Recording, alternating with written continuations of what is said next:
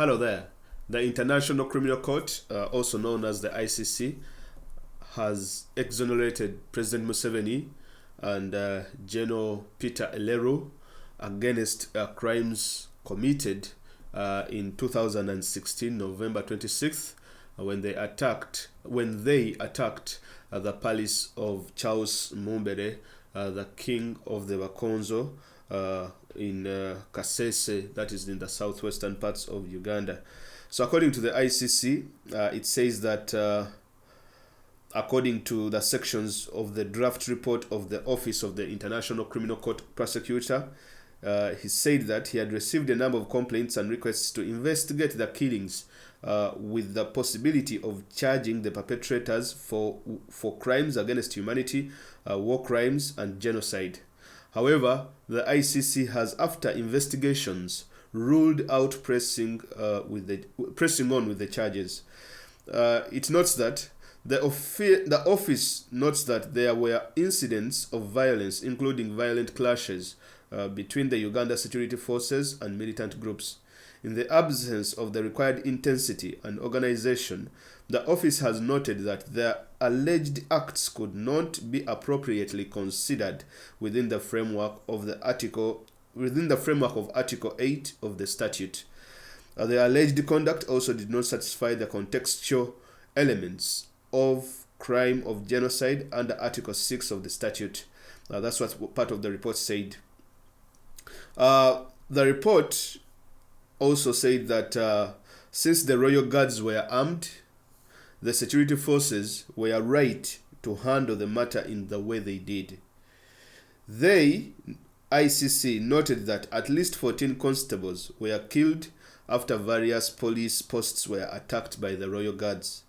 Still, the ICC agreed that the operation was carried out in an indiscriminate and disappropriate manner, which led to the death of many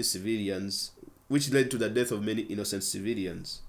The Kasese killings, of course, sparked off on the 26th of February, that is 2016, when security personnel raided the kingdom of Rwenzururu offices, killing 8 royal guards as well as arresting 2 others. The government has accused the guards of attacking police posts and killing policemen. In the ensuing violence, at least 87 royal guards and undisclosed number of civilians, including women, children, lost their lives. The Musinga wa Rwenzururu, who is the king of this kingdom, Charles Mumbere, was arrested and charged with murder, treason, and terrorism. Until this day, he remains under police custody. Now, today I want to explain and analyze the ruling of the ICC, or the International Criminal Court, why they ruled in the way they ruled. Because most of us might be wondering that, okay, Museveni is on his way out. We all know he's a human rights violator and so on and so forth. But why would the ICC, something that is clear-cut, that showed the violence that the Uganda police as well as the other security agencies unleashed on the kingdom of Rwenzururu, killing innocent children, innocent women and men? People were undressed. The pictures are there on the internet for those of you who have been following the story. But then the ICC just comes out and throws out the case just like that. Well, even if these people were armed, fine. But whom should we hold accountable for the murder of these children and women? Whom should we hold accountable? Those are the questions we should be asking the ICC. Whom should we hold accountable? Because if you say that, okay, these were collateral damage, then it means that any government has a right to go into an area and decimate the entire area indiscriminately, and no one should be held accountable.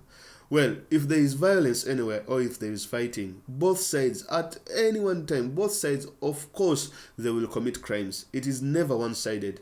Just like I'm going to explain for that particular situation. Now, for those of you who do not understand why the ICC actually came up with such a verdict, you should look back on the cases that have been reported to the ICC by the Ugandan government. Now, we will all understand that Ugandan government became part of the Rome Statute in 2002. That is becoming a signatory to the Rome Statute, whereby becoming part of the International Criminal Court. Now, several African leaders, of course, have come out to denounce the International Criminal Court and saying that the court is actually biased. And some of the leaders have also come out to say that the court should provide immunity to sitting heads of state, that if a head of state is still in power, he shouldn't be persecuted. Now, amongst those leaders, of course, of course, we all know one of those leaders who is in charge of proposing such changes, of course, is President Museveni himself. He is among those people that he doesn't want presidents who are sitting to be persecuted. Secondly, he's also came out and lambasted the ICC during the 2016 in his 2016 inaugural speech when he was swearing in at Kororo. He called them a bunch of people who are actually biased and so on and so forth. So he didn't say any good words about them, which prompted different EU delegations and the US ambassador to walk out of his inauguration. Now, I have my reservations about the ICC and how it conducts its work, but to understand why the ICC actually ruled against the people who lost their lives in the Kasese massacre, we need to go back and look back how Uganda joined the ICC and the cases that are pending as well, and the cases on Ugandan side. Now, we should all understand that Uganda and the ICC relationship is quite complex, and if you do not try to dig deep and read so much of these things, you might not understand the judgment that these people came up with. Now, I'm not saying that the judgment is good. Of course, the judgment is absolutely ridiculous, and it's like a dagger to the heart for human rights organizations and people, civil societies, and so on and so forth. Now, what we see here is, of course, we joined the Rome Statute in June 2002. Now, when we joined the Rome Statute in June 2002, by then, Uganda had we had a war that had been taking place for over 10 years. That is the war in northern part of Uganda. And I'm going to show you why the war in northern part of Uganda has actually influenced the decision of the ICC against the Kasese killings. Now, in northern Uganda, we had a war between the Ugandan government, headed by Yoweri Kaguta Museveni, against the LRA rebels, the Lord's Resistance Army rebels, headed by Joseph Kony. Now, in that war, though most of you who are watching me from different parts of the world, I think you have heard about a gentleman known as Joseph Kony, a warlord. Now, in that particular war, of course, so many atrocities were committed. Very many atrocities were committed. And atrocities were committed on both sides. On the side of the government, as well as on the side of the LRA. And people who come from that part of Uganda, they can actually testify to this. Now, when Uganda becomes part of the Rome Statute in 2002, in June, becoming a signatory to the ICC, it meant that Uganda can actually, as a government, it can send people over to the ICC to be persecuted against, or to be persecuted for crimes against humanity, genocide, and so on and so forth. What ICC commonly terms to as self-referral. Self-referral is when a government gets one of its people, or when it gets a warlord, or gets a warlord or someone, like we shall see in this case, and then they refer him to the ICC for him to be persecuted. Now, towards 2002, of course, President Museveni used this option of self-referral, and he referred a few people who participated in the war, because the war had not ended by then, it was still going on, and so on and so forth. So the ICC, he referred the LRA rebels, especially the top rebels, to the ICC, and say that ICC, whenever these people are captured, they should be taken for persecution at The Hague, or they should be persecuted under the ICC or under the Rome Statute. Now, arrest warrants were issued to these top commanders of the LRA. These included Joseph Kony, Dominic Ongwen, Okoto Diambo, and Vincent Oti. Now, Vincent Oti was killed, as well as Okoto Diambo, and then two people remained at large. That is Joseph Kony and then Dominic Ongwen.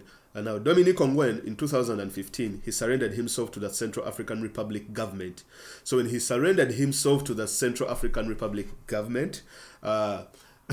Museveni quickly used that opportunity to refer Dominic Ongwen to the ICC to take him and be charged against the crimes they committed during the LRA war. We all know that Dominic Ongwen was a child soldier, because the LRA abducted children, which is the narrative, of course, we know. And then over 30,000 children were abducted by the LRA. Now, when they were abducted, they were taken because Dominic Ongwen was abducted when he was actually below 18. It was around 14, 13, somewhere there. And then he rose up in the ranks, and then he became part of the top generals or the top commanders of the LRA. So the ICC, when he was referred to the ICC when he surrendered himself to the Central African Republic, because Museveni as a person, he would have considered persecuting Dominic Ongwen as the Ugandan government. It had that option to persecute him. But Museveni refused to persecute Dominic Ongwen, and he said that, no, I have to refer Dominic to the ICC. Of course, he was using this as a political sort of, he used it as a political chip to play at the moment in order to seek or to have leverage on the ICC, and I will explain that in a later moment. So when he's being captured in Central African Republic, they thought the Central African Republic wanted to hand him over to the Ugandan government, but the president refused and said, no, Dominic Ongwen should be taken to the ICC. That is where he should be persecuted from. Now, that is what we call self-referral. That a government can capture someone like Dominic Ongwen and send him to the ICC. That's what we call self-referral, because ICC persecute those crimes that governments cannot persecute. Sorry, that crimes that, or they persecute individuals that the government has failed or they have no will to persecute, and then they just send them over to make sure that they do the persecution themselves. Now, this was around 2015. So Dominic Ongwen is taken, and then it has taken over 6 years almost since the persecution started, and so on and so forth. It has been a very long case for those of you who are following that case. Now, the case of Dominic Ongwen has actually influenced the decisions that the ICC has actually just made about the Kasese massacre and why they are not going to persecute General Museveni as well as General Peter Elwelu. Now, by the time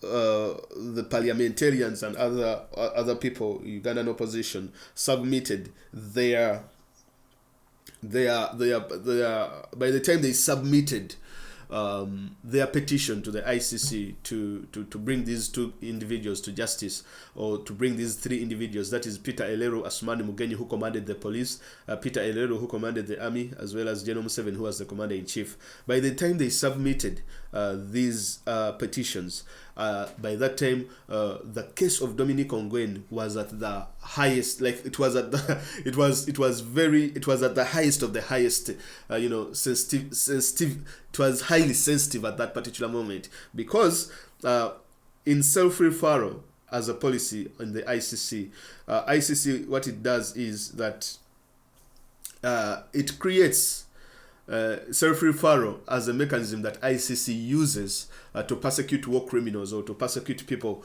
for crimes against humanity. Is a very dangerous mechanism, in that it creates dependency of the ICC towards the government. Now, the government of Uganda, whenever they handed over Dominic Ongwen to the ICC, they provided support to the ICC and brought up evidence to incriminate Dominic Ongwen and his other counterparts, that is Joseph Kony and all the other LRA people. So the government used all the evidence. It used all the resources it had in order to help the ICC to come and build a strong case against Dominic Ongwen and make sure that Dominic Ongwen is persecuted, and maybe because their major outcome they wanted is to make sure that Dominic Ongwen comes out as guilty. Now, critics of the ICC have, of course, criticized this mechanism, because what ICC says is, if we go after the perpetrators, if we go after governments and their adversaries, for example, in this case, if ICC went after the Ugandan government and the UPDF, as well as going after the LRA, it would lead to something known as prosecution paralysis. Now, prosecution paralysis is where the government, if you persecute the military or the UPDF, if you persecute the Ugandan government, and then also persecute the LRA commanders like Dominic Ongwen, it means that the Ugandan government will not cooperate. So when it doesn't cooperate and give you access to crime scenes and give you access to security and give you cooperation to build the cases and make sure they effect or they carry out arrest warrants, it means that the cases will stall, and it also means that it will lead to a paralysis in these particular cases. Now, the fact that when Museveni understood this scenario, he used it to his advantage. He said, like, you know what, let me send over Dominic Ongwen, then it should be me to help out the ICC to build a case against Dominic Ongwen.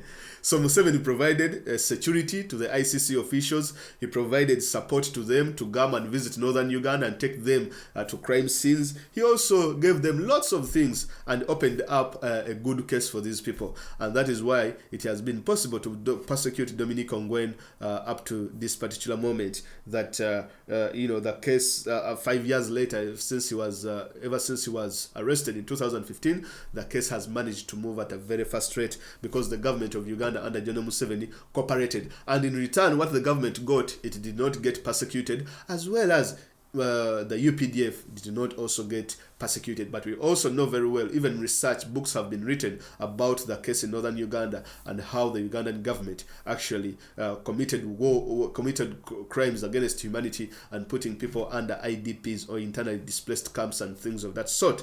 And it is said that the government of Uganda has, when the government of Uganda was asked about its atrocities it's committed, it said that these people, or the army military men that took part in committing crimes, were arrested, were persecuted and punished, but there is no evidence to that effect. Now, the ICC, in charging Dominic Ongwen and in coming out with a good in charging Dominic Ongwen, it actually had to forward look, or look on the other side on any other atrocities that Museveni has committed. Atrocities like the Kasese massacre, atrocities like the Uganda riots, atrocities where people have been murdered and executed, because the ICC knows that if they go after Museveni and his military, what is going to happen is Museveni is going to stop supporting the ICC in the persecution against Dominic Ongwen as well as Joseph Kony. Now, what happens here is, by the time these people submitted the petition to the ICC was at the climax of the case, and who knows, of course, Museveni must have twisted their arm that if at all you did not help me with this, then I'm also not going to help you with the case of Dominic Ongwen. So what happened is, of course, Museveni must have provided the support to key witnesses in the case, providing access to crime scenes, and so on and so forth, which is termed to as self-referral. So self-referral, according to different researchers and different people, and self-referral according to the ICC, it says that for them the view is actually pragmatic, and they say that there is a common phrase that they use that says that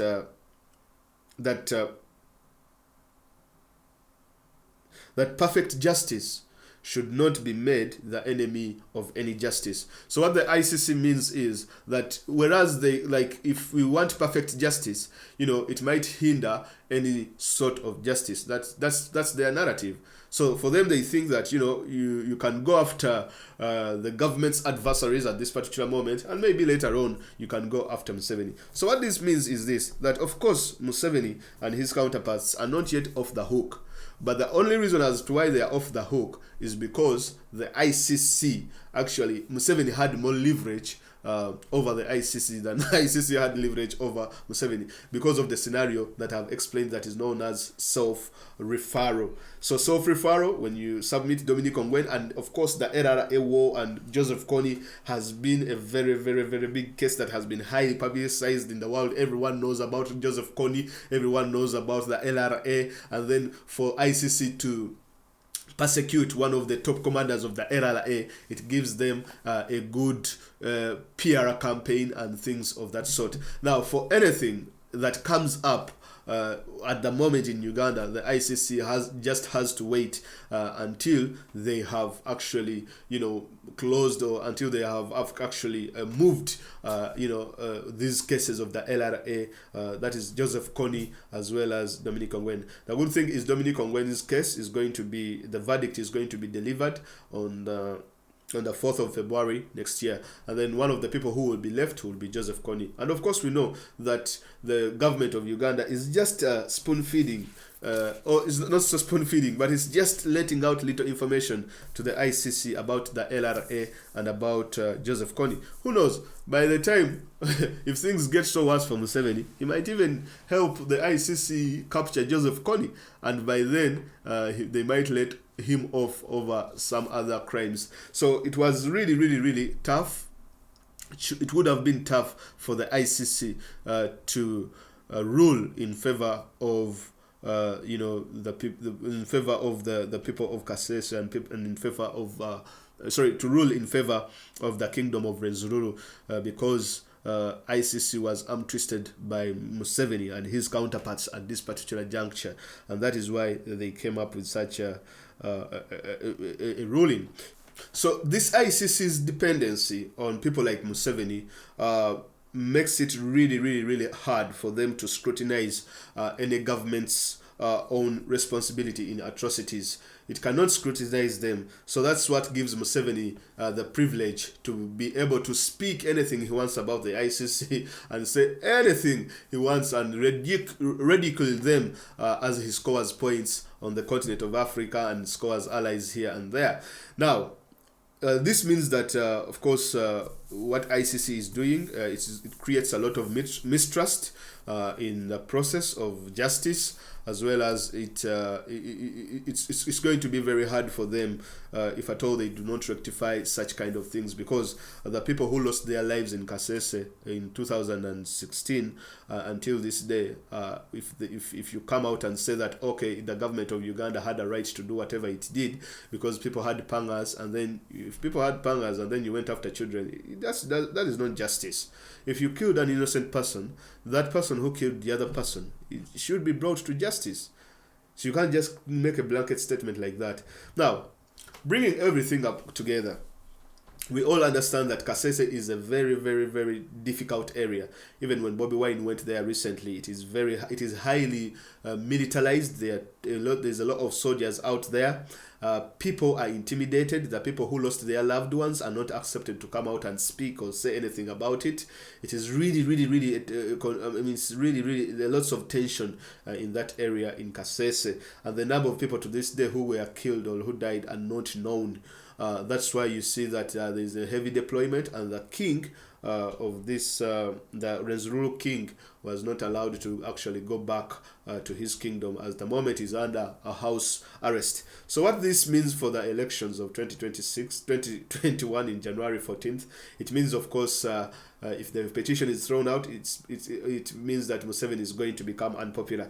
The only way Museveni would have saved himself is only if he brought the commander, General Elwelu, and maybe threw him under the bus and then score points with the people that, oh, this is the guy who commanded and he made a mistake, so for me, I'll punish him. That's the only way maybe he would have scored. But either way, if he was convicted or if the petition was accepted and Museveni was indicted, then still Kasese still would have flipped. If at all he wasn't indicted, still it would have flipped either way. So the fact that, of course, the petition was not accepted, it doesn't mean that Museveni is going to become popular in this district, or is going to become popular in Kasese or among the people of Rwenzururu. It's not going to happen amongst the Bakonzo. But what is going to happen is that when these people see that they have not received justice, they are actually going to look for alternative ways, like, for example, going to the polls and vote entirely the opposition. That is why you see that President Museveni is very, very, very, very, very much, this is the biggest election he has ever faced, and it is getting so hard for him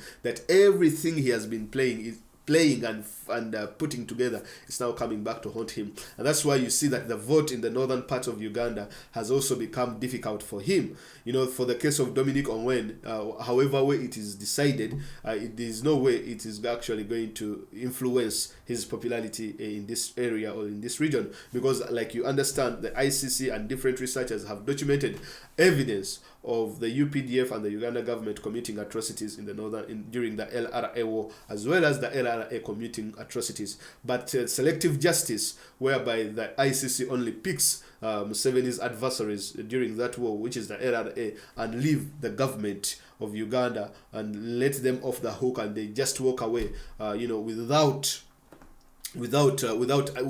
anything at all. That sort of selective justice and self-referral referral policy of the ICC is one thing that is actually might lead to, you know, people having concerns and being able to, you know, losing credibility in one way or the other. So ladies and gentlemen, I hope I've tried to explain this thing. I know it's a lot complex, but I hope you do understand, because in simple terms, in summary, it is like, let me make it in summary. So in summary, the reason as to why Museveni was let off the hook, it is because Museveni has evidence, or he has been providing support to the ICC that the ICC needed to persecute one of the LRA's top commander, known as Dominic Ongwen. In this support that Museveni has been providing, of course, it includes providing security to witnesses, providing access to crime scenes, as well as providing recordings and other tapes that show communication between Dominic Ongwen and the LRA top commander Joseph Kony. Joseph Kony is still at large, but of course ICC issued an arrest warrant against him, and they are looking for him, and they need him, because this, if you persecute the ICC, this is one of the ICC's biggest case in Africa, you know, in this century or in this decade, in one way or the other. So if they can persecute this case and it, you know, they become victorious, it improves their status in one way or the other. But on the other hand, it stifles justice on the common man, or, you know, the common people, and people who lots of people will not receive justice, especially people who lost their loved ones and so on and so forth. So in the end, I don't know who wins or loses, but I'm sure that the people who lost their lives and people and their families who still live are the losers in this particular case. When ICC makes such a decision, we're indicating that when ICC makes such decisions, indicating that perfect justice shouldn't make any perfect justice shouldn't be an enemy of any justice. I don't think that that assumption really stands, you know, in the face of justice. Justice should be justice. If someone has killed someone, people have to be held accountable. Otherwise, people will just keep getting away with it. Well, thank you very much for listening to me on this episode, and I hope I've tried to explain as much as I can on this scenario. And people do not lose hope, because either way, this doesn't make Museveni popular in Uganda at all. It doesn't give him any mileage in the election, and so on and so forth. Lots of incidents are happening in the country. I'm trying to keep up. But of course, I'm trying to keep up as much as I can to make these explanations. But I'll try my best in the limited time that I have possible. Also, do not forget to subscribe to the page. Do not forget to share this information with your friends and those of you who with your friends and anyone out there who is interested in Uganda and the events that are happening. All right, have a wonderful evening day wherever you are. Bye bye.